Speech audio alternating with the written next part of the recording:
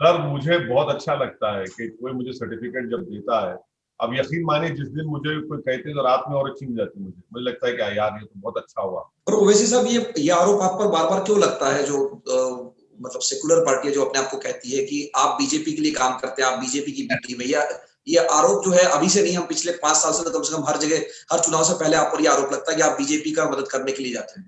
Sir मुझे बहुत अच्छा लगता है कि कोई मुझे सर्टिफिकेट जब देता है।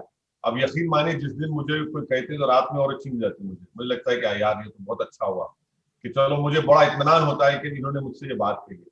देखिए, ये जो बात कही जाती है ये झूठ है, इसमें सच्चाई नहीं है।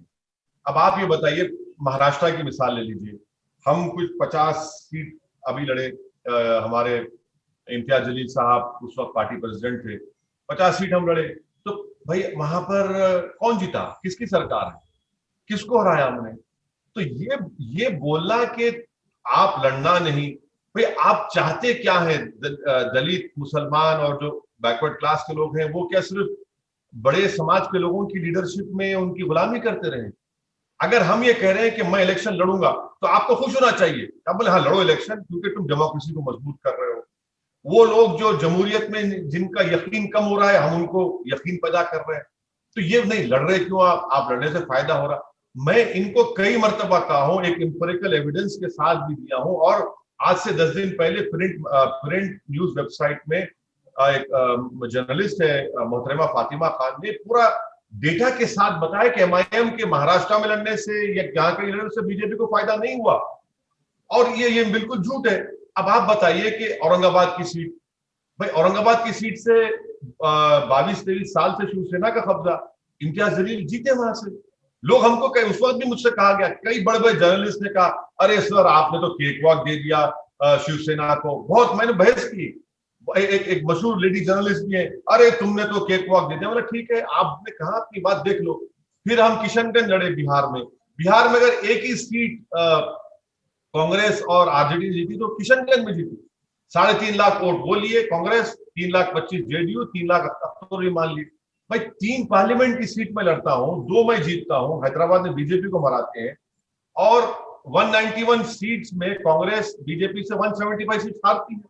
भाई आपकी कमजोरी, आपकी गलती, आपकी गलत तरीके से, आपकी इनकैपेसिटी की वजह से बीजेपी जीतती है। अगर आज मोदी प्राइम मिनिस्टर है तो मोदी की सबसे बड़ी ताकत तो कांग्रेस पार्टी है, मैं नहीं हूं। मैं कहूं बताइए, तो मुझे भी तो फायदा होना ना।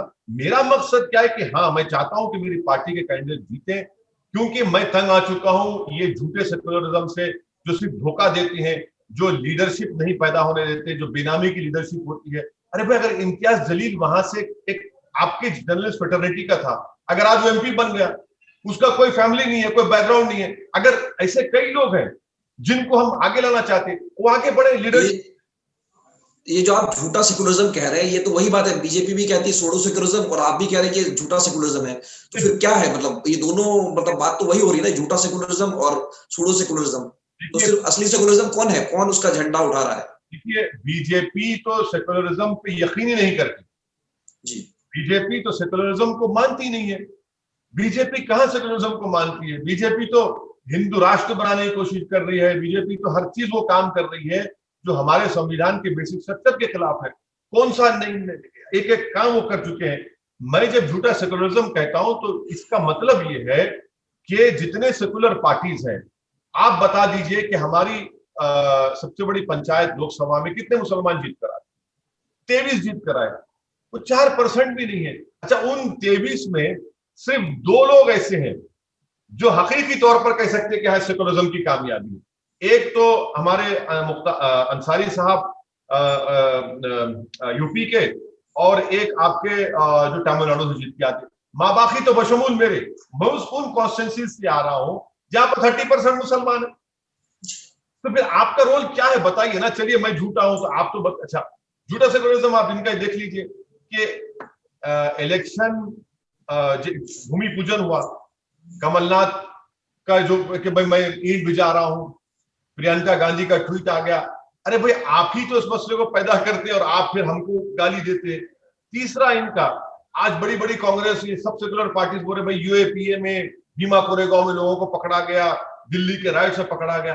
अरे भाई यूएपीए में नरेंद्र मोदी, अमित शाह होम मिनिस्टर जब लॉ लेकर आए, किसने सपोर्ट किया उस अमेंडमेंट को? कांग्रेस ने किया ना। 2009 में 8 में चिदम्बरम ने यूएपीए लिया, मैं यूएपीए की सपोर्ट कर रहा, यूपीए की सपोर्ट कर रहा था, मैं अपोज करा उसको, मेरी स्पीच है वहां पर। मैंने कहा इससे सिर्फ दलित, मुसलमान और डिसेंटर्स को नुकसान होगा। आज वो सही साबित हो रहा। तो कौन सा सेकुलरिज्म है? आप कहां का सेकुलरिज्म है? आप बताइए ना, इनका सेकुलरिज्म तो झूठ पर मुंह बनी है।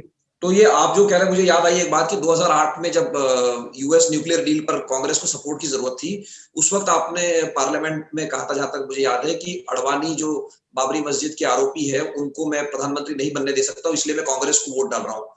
तो वहां से आप 12 साल बाद देखिए तो आप काफी दूर चले गए कांग्रेस से। उस वक्त आपने उनका साथ दिया था कि अडवाणी प्रधानमंत्री न बनने पाए, इसलिए आप उनके साथ है, और आज आप उनके खिलाफ हैं। भाई आज भी हम कह रहे हैं कि बीजेपी को दिल्ली में सत्ता ना मिले।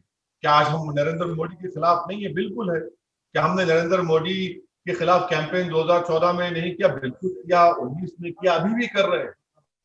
मगर सवाल ये पैदा हो रहा है कि बीजेपी तो जीत रही, तो किसकी वजह जीत रही है? आपको एक ही मिसाल दे रहा हूं। जिस महाराष्ट्र, जिस स्टेट में 15 साल आपने हुकूमत की, 15 साल के बाद आज आप तीसरे नंबर की पार्टी भी नहीं है। किसका जिम्मेदार कौन है? तो बोलेंगे ओवैसी कराइए। अरे भाई हर चीज मुझ पे क्यों लगा रहे आप? हर चीज में मुझ पे उंगली उठा देते हैं। अरे भाई कभी तो अपने गिरेबान में झांक कर तो देखिए। अच्छा, अमेठी हार गए और आप वायनाड जीतते हैं। क्यों जीतते हैं वायनाड? इसलिए कि वहां पर 30-35% के ऊपर मुसलमान और ईसाई लोग हैं। आप अमेठी हारे, मैं तो नहीं लड़ा अमेठी। तो कितना बोलते रहेंगे? इनका मकसद एक ही है कि तुम इंडिपेंडेंट पॉलिटिकल लीडरशिप और वॉइस की बात मत करो। तुम कोऑप हो जाओ, तुम हमारे साथ आ जाओ, हमारे सबवर्सिव हो जाओ। ये मुझसे नहीं हो सकता, मेरी तबीयत में नहीं है, ना मेरे मिजाज में बात। मैं चाहता हूं जमहूरियत को मजबूत करो।